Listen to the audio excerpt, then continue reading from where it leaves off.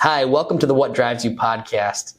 Today we're going to start a conversation in regards to a great article posted by FreightWaves about the most notable deals in trucking in 2023.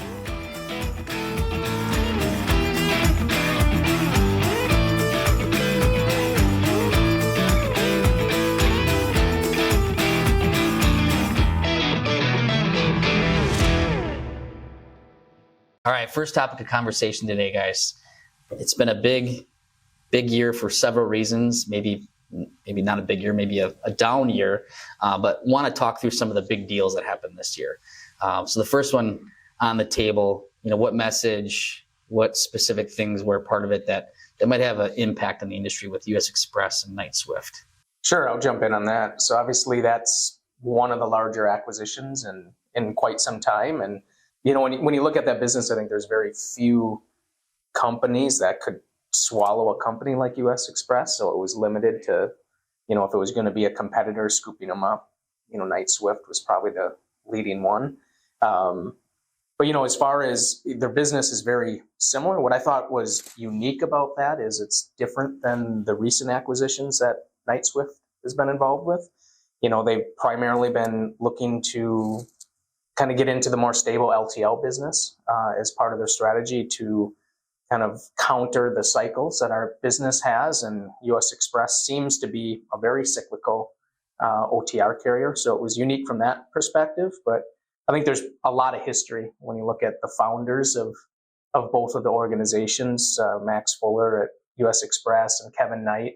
So they go back decades in terms of building these big carriers. So, they've, again, decades of conversations. I don't know how that played in, but obviously you had one carrier that was really healthy and one carrier in US Express that maybe wasn't as healthy as they've been in the past. So I think it was a kind of a rare opportunistic acquisition for Knight. But again, what it did for the industry, I think it's just maybe a lot more of the same. I think Knight will probably help, US Express be a more disciplined carrier. But, I don't know, Wes, interested in your perspective on that acquisition. They must have, and Knight-Swift must have thought that there was something there as far as a turnaround story, because like they did with their playbook when they purchased Swift, even though Swift was kind of a company that they knew, Knight knew Swift pretty well. To your point, the founders go back pretty far, so I'm sure that they're not strangers to US Express's business. But US Express really struggled through what we would consider a pretty optimal time to be growing truckload and being in the truckload industry, which would have been like 2020 to 2022, really struggled. So Knight-Swift must see something that they can change in order to pull them out of that and get the return that they're used to. So I think what will be most interesting is how long that'll take. And, if we can get our hands on what that playbook looks like to turn around a carrier of that size, that'd be pretty remarkable. That was one like you said, Wes, with the precursor of maybe some poor performance prior to freight recession environment, maybe that's a reason, or a price point thing. I mean, financially, anything that seemed, really attractive, do you think, to Knight-Swift in that part of the deal? Meaning, obviously, financial earnings weren't as strong, with US Express, coming out of the last freight upcycle. They got a deal. Okay. Yeah, I mean, and they should have. Yeah. With where it was. Yeah, and I also think, Knight-Swift is, in their previous acquisitions, they've run the companies relatively standalone, and they provide the services that they've produced in-house. Knight is known to be just an expert runner of trucks, and they bring that expertise to the companies that they purchased. I think US Express did something similar. They had some subsidiaries that they ran completely independent and, did the same thing, sharing technology and purchasing power, things like that. So I think it's, again, it's a rare opportunity where a public company like that can grow significantly, can swallow somebody that's kind of very similar, right in their wheelhouse of what they know. So no doubt there is advantages to, doing a very large acquisition like that can be immediately accretive. If, and like Wes's point, they must have saw something that they believe the foundation's there. It just needed some polishing. So it'll be interesting how it plays out. I think in their earnings release last week, they came out and it sounds like they made a lot of positive ground with US Express already. So yeah, it'll be interesting. I don't think, when these things happen with 300,000 competitors, it doesn't change the landscape. Right. It changed Knight Swift, it changes US Express, but it doesn't necessarily, I don't believe it significantly changes the landscape for, the other trucking companies that are out there competing. Right. That makes sense. Okay. So shifting gears into maybe a much smaller avenue here, but, maybe more similar to us, right? We're so much, in the dedicated space, in the Schneider and M&M takeover, I think was one that we see, and see that business focus being a little bit more comparable to who we are. Yeah, no doubt. I think there's an appetite for dedicated carriers. Just like I talked about Knight Swift, kind of focusing on the LTL.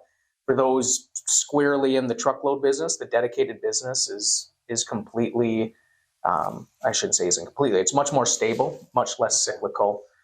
It definitely has the ups and downs, but it doesn't have the extreme highs and extreme lows. So, I believe what you'll see more and more is an eye on these dedicated carriers, and larger public companies are, as they look to grow. There's hundreds of thousands of OTR carriers out there, but there's a lot less dedicated carriers that are truly in a position with customers that's much more stable. And I think you'll see more and more of those targeted from the larger carriers. I think with M&M, it gave Schneider more density in Massachusetts and the Northeast with specialty type equipment with dedicated customers that maybe they hadn't been moving a lot of volume with. Okay.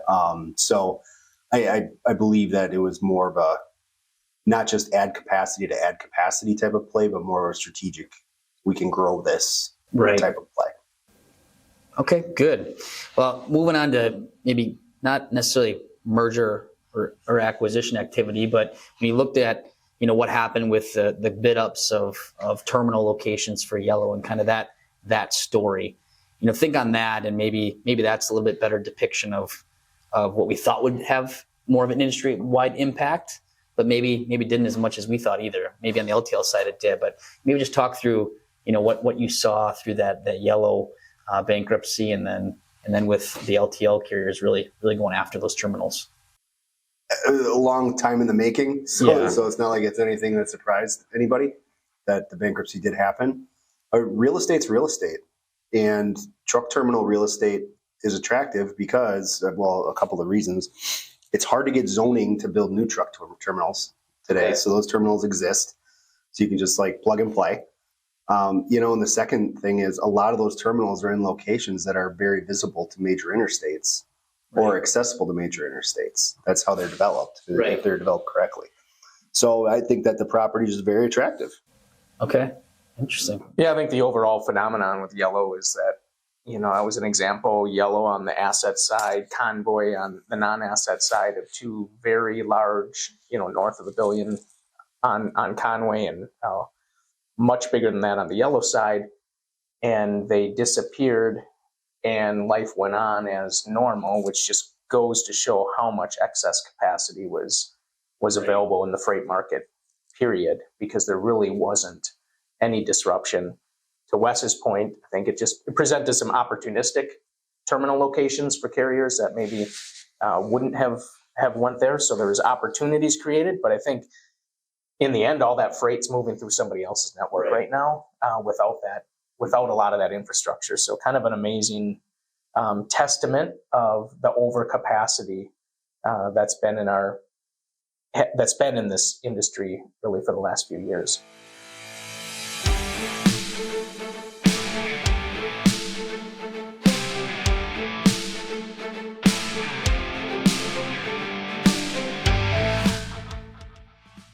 So far for the beginning of 2024, what we're seeing is actually, unfortunately, lower freight volumes for domestic intermodal across the U.S.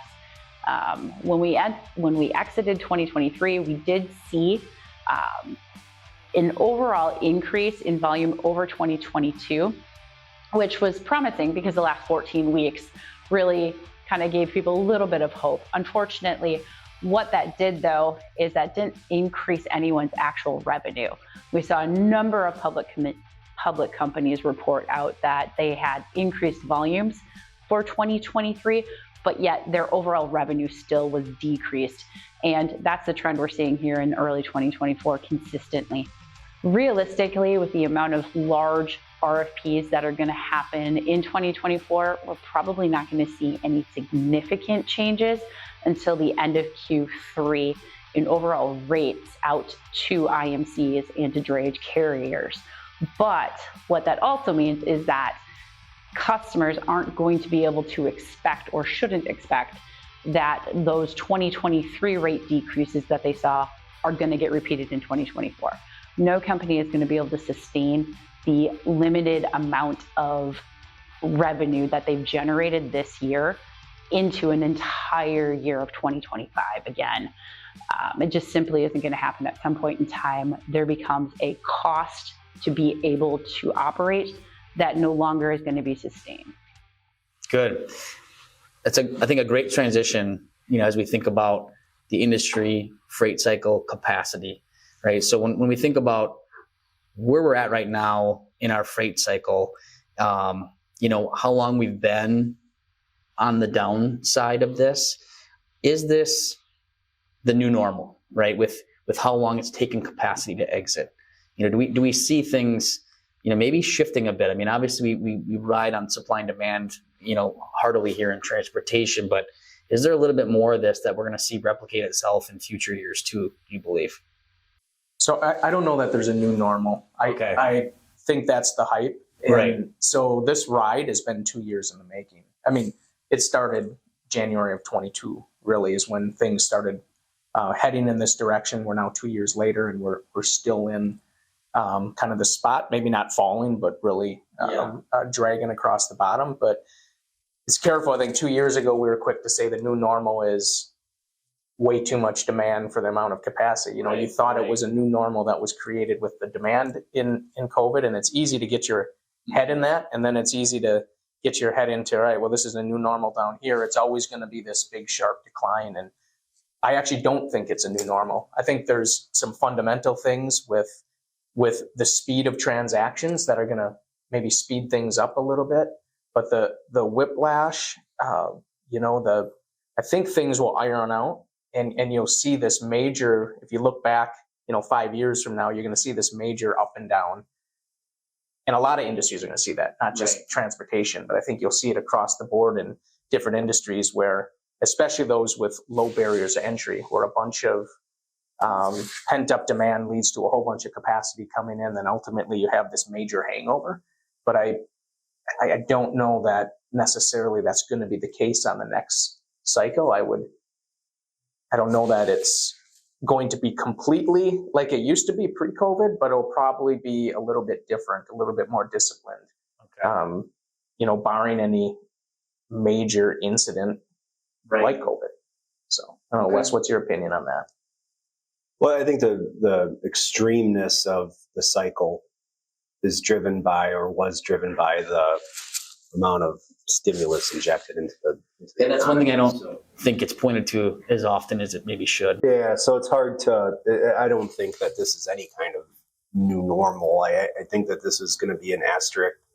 Like you said, look back 5 years, you're going to see a pretty drastic up and down, and then we're probably going to see a return to some sort of equilibrium in the next 6 to 12 months.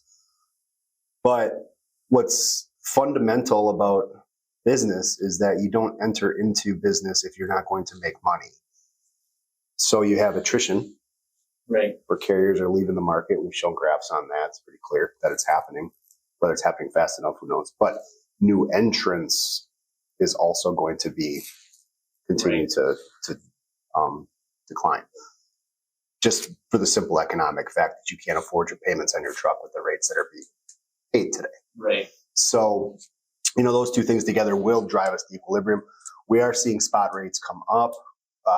off the bottom a little bit. And when I'll use like a 5 cent tolerance. If it goes 5 cents higher than where it was, okay, then we're on our way up just because there's a lot of noise in the national rate. But contract rates are also setting lower. So we are getting closer to that equilibrium that I talked about before. And, it really comes down to supply coming out. And that's kind of what we're watching. Good. So do you think, in typical prior cycles, you saw that intersection, right, of the contract and the open market. So do you think we'll actually see a cross section there, Wes? Yeah, I mean, it does happen. It happens it's supposed to happen every 18 to 20 months. Right. Yeah. We're due. We're due for it. But every cycle is different, and there's always something that pulls you out of a cycle, whether it's a weather event or it's ELD mandate or it's, speed limiters or whatever's coming on the pike. So just kind of waiting and watching that as supply continues to come out.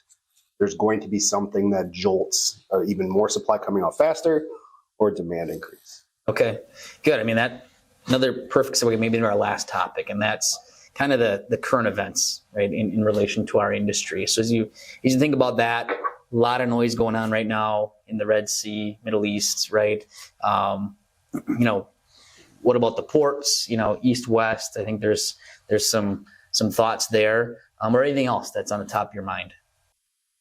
Yeah, I don't know that any of those events are the major kind of catalyst that's going to flip the industry on its head. I do think, to Wes's point, the market is just and always has been pretty fragile, so that there are some of these things that can really throw you in the next direction. I think the biggest question mark out there is just the overall macro economy. You can look at the stock market for one thing and things look good, but just the amount of production and what's happening in industrial production and housing and those type of things is, there's not a story that's going to scream north.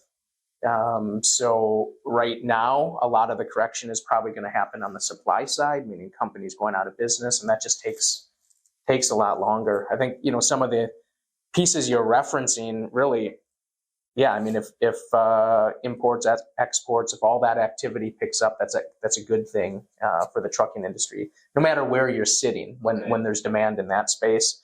Obviously, if for our producers in the U.S., if exports pick up and they're producing more that they're sending, out of the country, that's really good for our industry. So all those things can add up. It'll be interesting. There's usually some sort of, catalyst or kind of major spark. I'm not sure what that is, but there's no doubt the fundamentals are working their way through, although it's been a long, bumpy road. But, I think things are starting to firm up, and it's just going to be a longer haul. But, throughout 2024, we're going to be on firmer ground as a cycle. Good. Wes, any thoughts from you on current events? I try to stay away from oil as much as possible, just because we've lived in high diesel price environments, low diesel price environments. When there's a problem in the Red Sea, then all of a sudden Evergrande in China files for bankruptcy, or global demand goes down, or whatever happens. I mean, we've all these problems in the Red Sea today, but Brent is down 130 basis points today.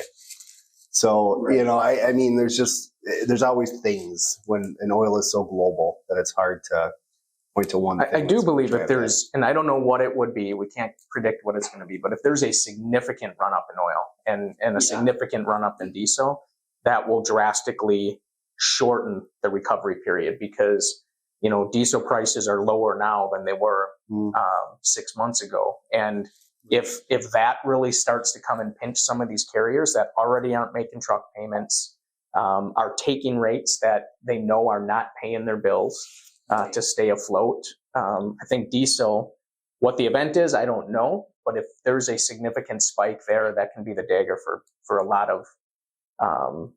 of fragile carriers right now. Good. Awesome. Well, thanks a lot for the insight today, guys.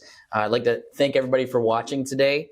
If you have a topic you'd like to see us discuss in the future, just pop it in the comments block and we'll go from there.